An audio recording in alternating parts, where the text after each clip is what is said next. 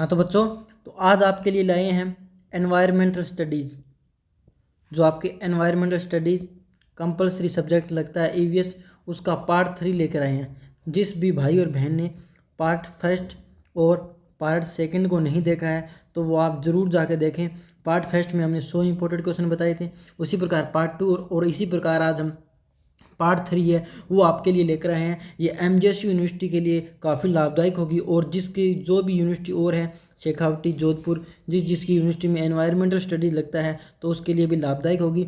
इसके अंदर हम 100 एमसीक्यू करवाने वाले हैं। और मोस्ट इम्पोर्टेंट विशेष बात क्या है कि कल आपको 17 फरवरी 2026 और 10 मार्च 2026 को आपके एनवायरमेंटल स्टडीज़ का पेपर है। तो और जिस भी भाई बहन का आगे पेपर है तो उसके लिए लाभदायक क्लासें रहेगी। जो हम सिर्फ चला रहे हैं लाभदायक क्लासेज रहेगी, तो आप इनको पढ़ना मत भूलना और ज़रूर देखना। इसमें जो भी क्वेश्चन कराएंगे हम, जैसे 300 क्वेश्चन, तो इन 300 क्वेश्चनों को आप कर देना, आप पास हो जाओगी। आप मेरे को क्या करना, आपके 100 क्वेश्चन आते हैं, 50 नंबर के क्वेश्चन आते हैं, उसमें से आपको 18 नंबर चाहिए, 18 नंबर और 36 क्वेश्चन प्लस होने चाहिए। इस प्रकार हमको 100 में से 40 का टारगेट लेकर चलेंगे तो आराम से 36 कर देंगे। और जो आपका कल 17 फरवरी को पेपर होगा उसको सबसे पहले हम ही आपको आंसर की है वो हमारे यूट्यूब चैनल पर प्रोवाइड की जाएगी। हाँ तो फिर आगे चलते हैं। इसमें आपको 100 इंपॉर्टेंट क्वेश्चन बताएंगे और आप ये पढ़ लेना और अपने दोस्तों को भी शेयर कर देना। आपका बहुत बहुत धन्यवाद रहेगा। अगर आप अभी नए हो चैनल पर तो चैनल को सब्सक्राइब एंड वीडियो को लाइक एंड शेयर कर देना। आपका बहुत बहुत हृदय की गहराइयों से मैं आभार व्यक्त करता हूँ। चलो आगे चलते हैं। मैं ये जो क्वेश्चन है आज, क्योंकि आज है 16 फरवरी 2026 और 16 फरवरी 2026 और अभी वक्त हो रखा है लगभग, आपको दिख रहा होगा, अभी 6:24 हो रखे हैं। और कल आपको 17 फरवरी को पेपर है, तो इसमें आपको टाइम वेस्ट नहीं करूँगा बिल्कुल, मतलब जल्दी जल्दी इनका आंसर बताऊँगा और आपको समझा दूँगा। क्योंकि आपका टाइम है वो एक इम्पोर्टेंट है, टाइम वेस्ट नहीं होना चाहिए। वो दूसरे की तरह नहीं है, धीरे धीरे बताएंगे, धीरे धीरे करेंगे। क्या एक लोग करते हैं ऐसे ऐसे धीरे, ताकि वो 40-50 मिनट की, मतलब जो क्लास 30 मिनट खत्म हो जाएगी, हाँ भले ही लो आप 40-50 मिनट की, उसको आप 1-1.5 घंटे में खींच रहे हो। यार बच्चे का टाइम वेस्ट तो हो रहा है, तो आप उस बच्चे को मतलब 10 मिनट में 10 क्वेश्चन आप करवा सकते हो, तो उस 10 क्वेश्चनों को के लिए आप घंटे क्यों लगा रहे हो? ये नहीं करेंगे। तो चलो पहला क्वेश्चन, पर्यावरण शब्द फ्रेंच भाषा के से कौन से शब्द से लिया गया है? तो एनवायरोनर शब्द है उससे लिया गया। इसकी छोटी कर देता हूँ जो, और रेड कर देते हैं। रेड अच्छा है, रेड शुभ होता है।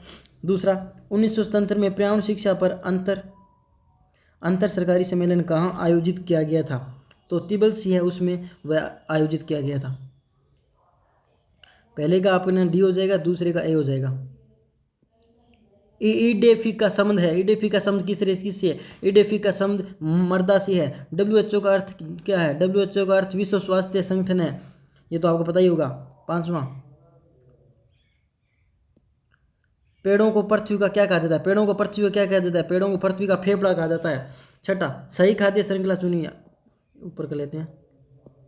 सही खाद्य श्रृंखला चुनिए, तो पादोपलक, जंतुपलक मछली ये नहीं होगी। गिरे हुए पत्ते से जीवाणु, कीट लावा, हाँ ये हो सकती है। आगे देखते हैं। घास लोमड़ी खरगोश, ये थोड़ी होगी रे। घास गिरगिट, ये भी नहीं होगी, ये भी नहीं होगी। तो छठे का बी। सातवां, परमाणु ऊर्जा निम्न में से किस अयस्क के इस्तेमाल से प्रभावित की जाती है? कि परमाणु ऊर्जा निम्न कौन से अयस्क से प्रभावित की जाती है? तो यह यूरेनियम से प्राप्त की जाती है। आठवां, बायोगैस उत्पादन मुख्यतः किस सिद्धांत पर आधारित है? मोस्ट इंपॉर्टेंट है। क्या जो बायोगैस उत्पादन है वो कौन से सिद्धांत पर आधारित है? अवायवीकरण।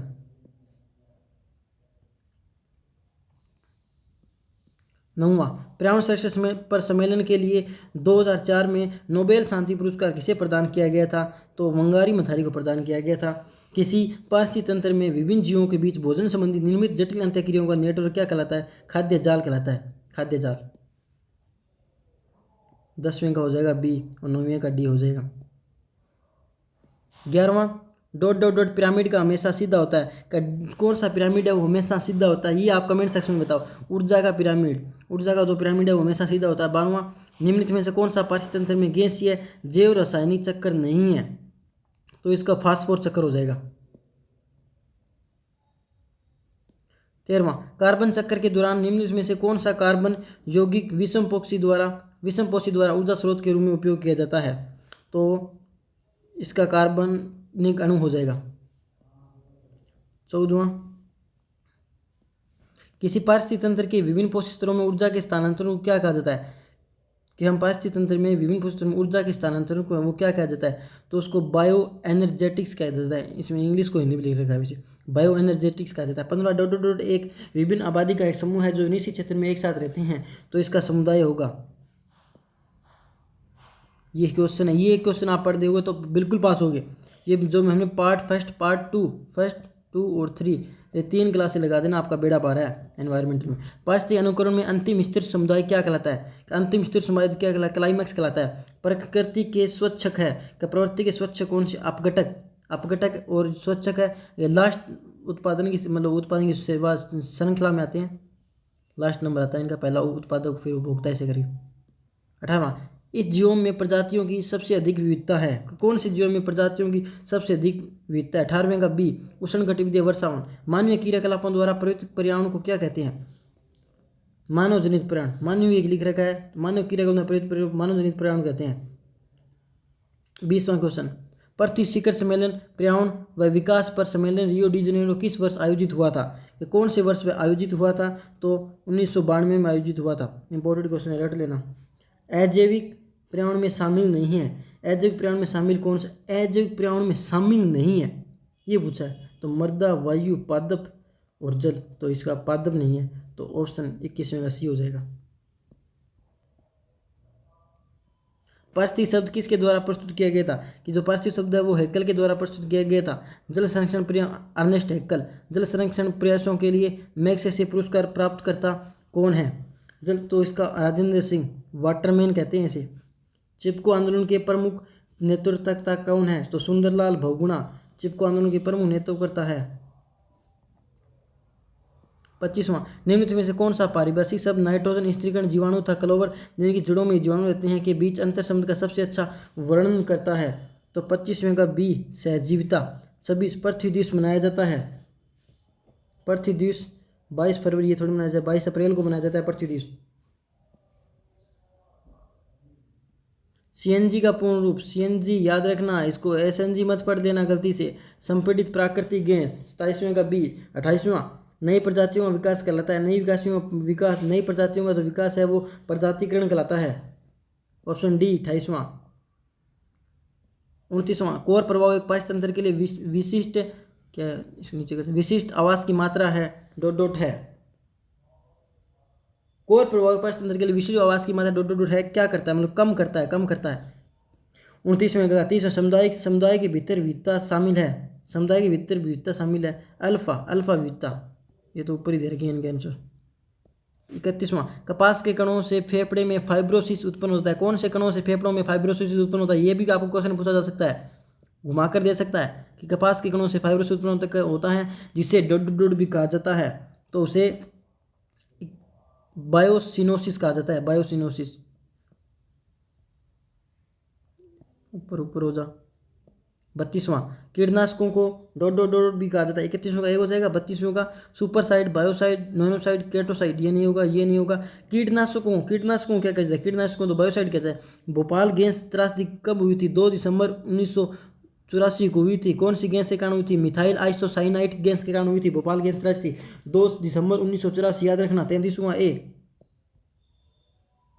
शोर का स्तर डोड डेसिबल से ऊपर होने पर शारीरिक असहजता कार्य करता है। 0, 12, 120, ऑप्शन के हिसाब से 120 होगा।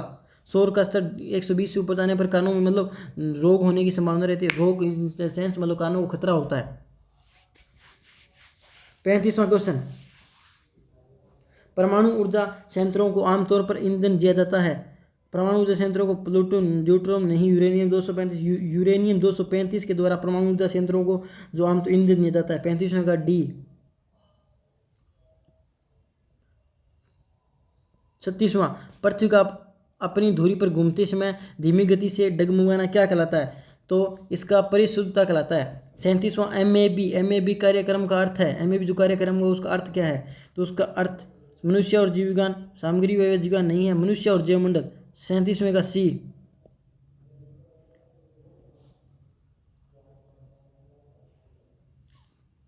चूना किस प्रकार की मिट्टी में मिलाया जाता है? जो चूना है वो कौन सी प्रकार की मिट्टी में मिलाया जाता है?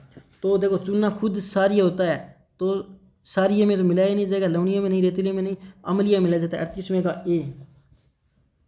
39वां इन सिटू संरक्षण के अंतर्गत शामिल नहीं है। इन सिटू संरक्षण उसके अंतर्गत शामिल नहीं है। बायोस्फीयर ये तो है, ये भी है, राष्ट्रीय उद्यान भी है। जूलॉजिकल गार्डन, तो ये जूलॉजिकल गार्डन है वो इसके अंदर शामिल नहीं है। तो 39वें का डी। 40वां निम्नलिखित में से किसका सर्वाधिक तापमान है? क्या सर्वाधिक तापमान निम्न से किसका है? कचरे का, कूड़ा कचरे का, अस्पताल कचरे का? अरे यार, औद्योगिक अपशिष्ट देर का उद्योगों से निकलती है उस कचरे का सर्वाधिक तापमान होता है, बहुत नुकसान पहुंचाता है प्रकृति को। दिल्ली में इसी के कारण आज प्रदूषण है, नियंत्रण रोक कराओ। 41वां निम्नलिखित में से जलाशयों में ऊष्मीय प्रदूषण का प्रमुख स्रोत कौन सा है? कि जलाशयों का ऊष्मीय प्रदूषण का प्रमुख स्रोत कौन सा है? थर्मल पावर प्लांट है। 42वां भार के अनुसार वायुमंडलीय गैसों का सबसे बड़ा भाग है। कि भार के अनुसार वायुमंडल का सबसे बड़ा भाग कौन है? नाइट्रोजन। नाइट्रोजन। जल रोकथाम एवं नियंत्रण अधिनियम किस वर्ष लागू किया गया था? 1974 में लागू किया गया था। पर्यावरण संरक्षण अधिनियम 1986 की उत्पत्ति भारतीय संविधान के किस अनुच्छेद का उपयोग करके की गई थी? कि पर्यावरण संरक्षण अधिनियम 1986 उसके कौन से की गई थी? बी 48 से 51। याद रखना, मोस्ट इंपोर्टेंट क्वेश्चन है, आपको पूछा जाएगा। 45वां निम्नलिखित में से कौन सी एक ग्रीन हाउस गैस नहीं है? कि ग्रीन हाउस गैस कौन सी नहीं है? ये भी मोस्ट इंपोर्टेंट है बच्चों, ये दोनों क्वेश्चन मोस्ट इंपोर्टेंट है। मीथेन नहीं है, ओजोन नहीं है, CFC नहीं है, कार्बन डाइऑक्साइड नहीं है। तो ये दोनों तो है, मीथेन भी है। तो 45वें का जो ग्रीन हाउस गैस है वो ओजोन नहीं है। मैं आपको थोड़ा जल्दी जल्दी पढ़ा रहा हूँ, आपको ऐसा लग रहा है कि मैं तेज़ बोल रहा हूँ, क्योंकि मैं आपका टाइम वेस्ट नहीं करना चाहता हूँ। 46वां भारतीय वन प्रबंधन संस्थान में अवस्थित है। क्योंकि जैसे भी मैं थोड़ा धीरे धीरे बोलता, आराम से बताता, मतलब पढ़ा तो अभी भी आराम से रहा हूँ, तो फिर आप उसको तेज़ करके देख सकते हो, आपका टाइम वेस्ट हो रहा है, इसलिए मैं थोड़ा सा तेज़ बोलने का प्रयास कर रहा हूँ। इसी कारण जल्दी जल्दी आपकी क्लास हो जाए 20 मिनट के अंदर। 46वां क्वेश्चन क्या है? भारतीय वन प्रबंधन संस्थान 45 का भी होगा। और 46 क्या? भारतीय वन प्रबंधन संस्थान ... में अवस्थित है। तो ये भोपाल में है, रटो इसको। भारत में बाघों का राज्य कहा जाता है। मोस्ट इंपोर्टेंट, पक्का पूछा जाएगा, लिख के ले लो, मतलब पक्का आता है। 4 पेपर होंगे ना, उसमें 3 में ये पक्का लिखे मिलेगा। भारत में बाघों का राज्य है, राज्य कौन सा है? बाघों का जो राज्य है वो कौन सा है? उसे मध्य प्रदेश बाघों का राज्य है। 48वां जल ... एक है, जल ध्रुवीय अणु है। 49वां कौन सी नदी तिब्बती पठार से निकलती है और अरब सागर में गिरती है? लाल नदी नहीं जाती है, साल्वी नहीं थी, सिंधु नदी। सिंधु नदी है वो तिब्बती पठार से निकलती है और अरब सागर में गिरती है। तो 49वां का होगा सी।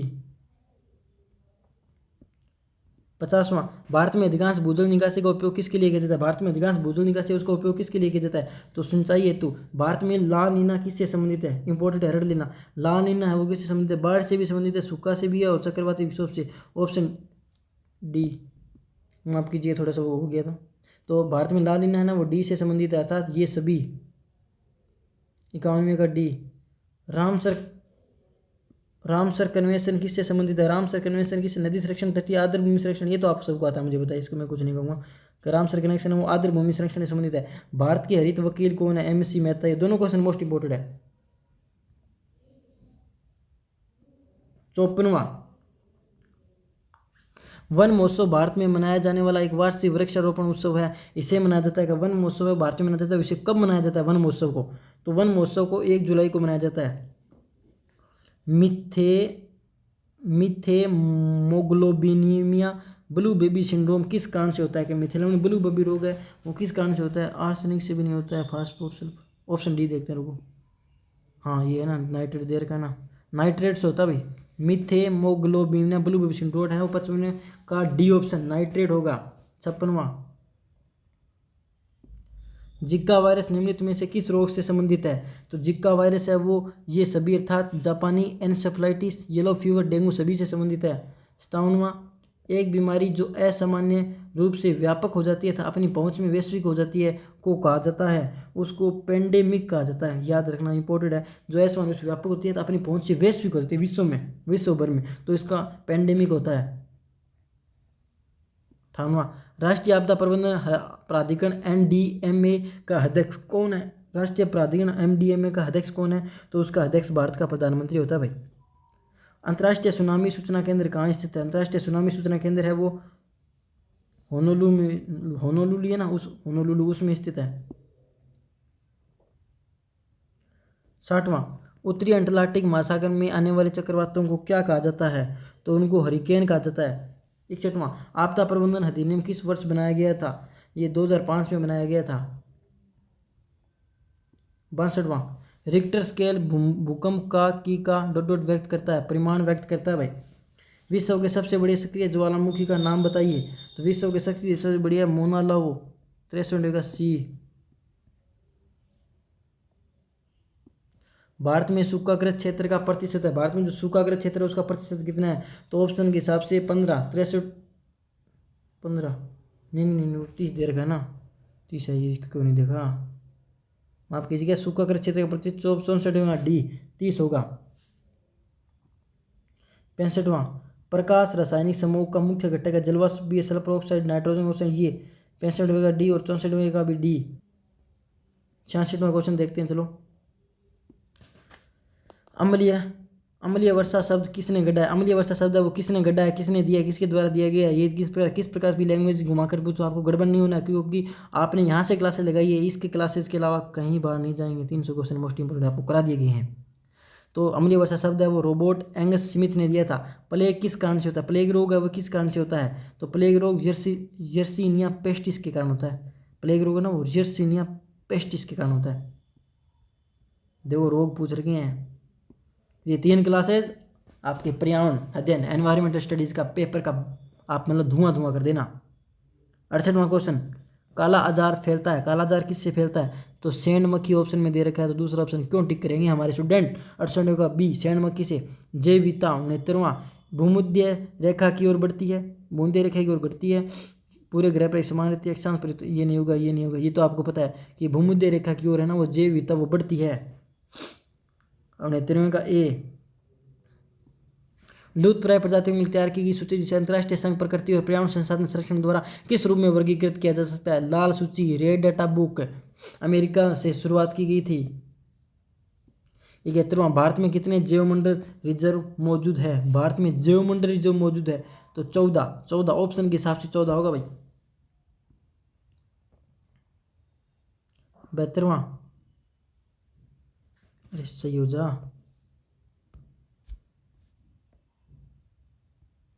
72वां, वैश्विक जैव विविधता में अधिकतम संख्या के प्रजातियों का प्रतिनिधित्व करता है तो कब करता है? 72वां का बी। 73वां, जल संरक्षण की सबसे बड़ी समस्या जल की डॉट डॉट मात्रा को कम करता है, वाष्पीकरण, 73वें का ए। 74वां, पवित्र उपवन विशेष रूप से उपयोगी है, पर्यावरण जागरूकता नहीं, नदियों में वर्षा जल नहीं, दुर्लभ व संकटग्रस्त प्रजातियों के संरक्षण में पवित्र उपवन, 74वें का डी। सतत ऊर्जा है, स्वच्छ साफ लंबे समय तक इस्तेमाल की जा सकती है, आ गया ए व बी दोनों। हाँ तो 75वें का ये अर्थात इसका ऑप्शन सी ए व बी दोनों होगा। 76वां क्या है? सतत विकास पर संयुक्त राष्ट्र का सम्मेलन को भी यह भी कहा जा सकता है तो इसको रियो 2012, 76वें का सी होगा, रियो 2012 कहा सकता है। 77वां, धुआं, धूल, धुंध, राख, NO2 और SO2 किसके मुख्य स्रोत है? यह प्राथमिक प्रदूषण के मुख्य स्रोत है, प्राथमिक प्रदूषक के मुख्य स्रोत है। 77वें का ए। 78वां, DDT था एल्यूमिनियम को डिब्बे किसका उदाहरण है? अजैव निम्नीकरण प्रदूषक का उदाहरण है, 78वें का डी। 49वां, गैर नाइट्रीकरण जीवाणु का चयन कीजिए, गैर नाइट्रीकरण जीवाणु है उसका चयन करना है, तो ये भी नहीं होगा, ये भी नहीं है, तो इसका होगा 79 का डी, बेसिलस रामोसस। 80, लेमूर की सभी प्रजातियां किस क्षेत्र की स्थानिक प्रजातियां हैं? लेमूर की मेडागास्कर, बहुत सरल क्वेश्चन है अर्थात पूछा जाएगा।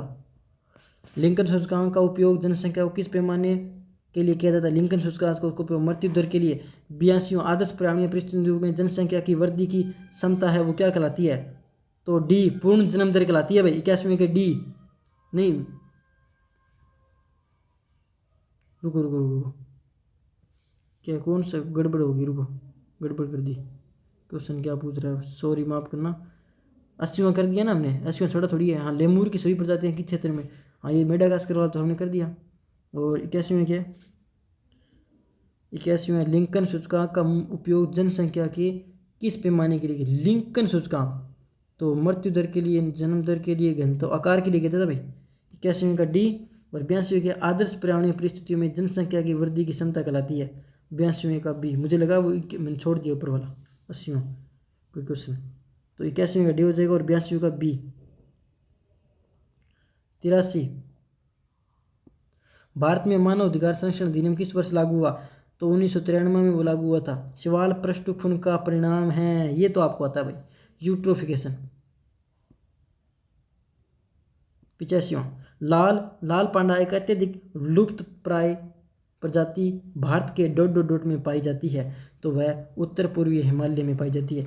एशियाई हाथी अब खतरे में है क्योंकि इसे मारा जा रहा है।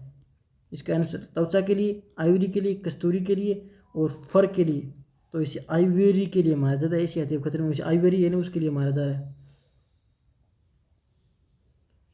COD का अर्थ है ऑप्शन के हिसाब से जवाब देना है, कैश ऑन डिलीवरी मत देना, जो कि कंप्यूटर में लगता है। मजाक कर रहा हूँ, ये COD है ना, वो कैश ऑन डिलीवरी कंप्यूटर में आएगा, हम जैसे अमेजोन से मंगाते हैं ना। पर यहाँ ऑप्शन के हिसाब से 87वें का रासायनिक ऑक्सीजन मांग होगा। COD केमिकल ऑक्सीजन डिमांड, रासायनिक ऑक्सीजन डिमांड। 87वें का ए। 88 एक वरियम एक ... परिस्थितिक तंत्र है, तो इसमें ए था बी दोनों दे रखा था, ए था बी। 88वें का डी होगा। 89वां क्वेश्चन शुष्क स्थानों पर उगने वाले पौधों को क्या कहता है? शुष्क स्थानों पर जो पौधे उगते हैं उनको जीरोफाइट कहते हैं, ये तो आपको आता है, मुझे पता है, सरल क्वेश्चन है। 90 वह प्रक्रिया जो चट्टान या मिट्टी के कणों को के घिसने व परिवहन का कारण बनती है कहलाती है, तो इसका बी होगा कटाव। वह प्रक्रिया कटाव कहलाती है। 91 पश्चिमी घाटों में अवस्थित बायोस्फीयर रिजर्व है नीलगिरी, पश्चिमी घाटों में अवस्थित नीलगिरी है। 92 मानव में गैर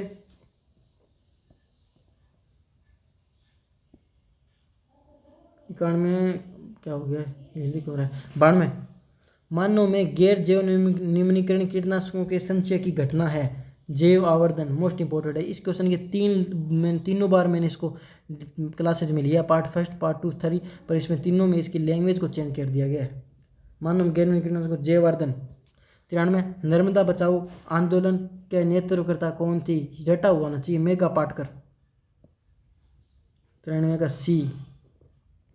ध्वनि प्रदूषण का मुख्य स्रोत है प्रकाश, रासायनिक धुंध नहीं है भाई, शहरीकरण है, औद्योगिकरण है, डी होगा इसका। 94 का डी। 95 एक नवीन तकनीक जिसका उपयोग वनस्पति अध्ययन के लिए किया जा रहा है, रिमोट सेंसिंग। वह क्षेत्र जहाँ 2 पारतंत्र एकजुट होते हैं, इंपोर्टेड है। वह क्षेत्र जहाँ 2 पारतंत्र एकजुट होते हैं कहलाता है। 96 का बी इकोटोन। अब कई कहते हैं सर ये तो इम्पोर्टेड तो सभी, अरे इम्पोर्टेड तो सभी है, इनमें भी मैं जो इम्पोर्टेड बता रहा हूँ, मतलब ये जो क्वेश्चन है ये 1-2 बार रिपीट, 2-3 बार रिपीट हुए हैं, मतलब मोस्ट इंपॉर्टेंट है। पर एक कोई ऐसा क्वेश्चन होता है जो मतलब एग्जामिनर के हत्या चढ़ा होता है, मतलब एग्जामिनर उस क्वेश्चन को हर बार देता है, वो क्वेश्चन है ये जो ऐसे इंपॉर्टेंट बता रहा हूँ। तो वह क्षेत्र जहाँ 2 पारतंत्र एकजुट होते हैं कहलाता है इकोटोन कहलाता है। 96 का बी। 97 कौन सी चट्टान का विलयन प्रक्रिया द्वारा अपघटित किया जा सकता है? तो इसको चूना चट्टान को विलयन अर्थात पानी के इस मतलब प्रक्रिया होती है उसके द्वारा चूना पत्थर को किया जा सकता है। 98 कौन सा वायुमंडलीय प्रदूषण पैदा नहीं करेगा? वायुमंडलीय प्रदूषण कौन सा पैदा नहीं करेगा? 98 में ऑप्शन एक दे रखा भाई, हाइड्रोजन नहीं पैदा करेगा। 99 आज का सेकंड लास्ट क्वेश्चन, ऊर्जा वायुमंडल में किस रूप में वापस लौटती है? ऊर्जा होती है तो वायुमंडल में कौन से रूप में वापस लौटती है? तो वह वापस ऊर्जा वायुमंडल में किस रूप में वापस लौटती है? तो वह वाष्प के रूप में वापस लौटती है।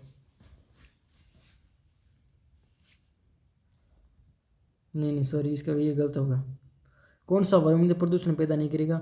इसका तो हाइड्रोजन हो जाएगा। और इसने 99 में हमको क्या पूछा है कि ऊर्जा वायुमंडल में किस रूप में वापस लौटती है? तो वापस वाष्प में थोड़ी लौटेगी। ऊर्जा वापस की क्या संबंध? संभावित ऊर्जा नहीं, उष्मा, मतलब वापस होगी उष्मा है, वो बढ़ता है ना उसका तापमान, ग्लोबल वार्मिंग, तो उष्मा होगा। 99 का बी होगा।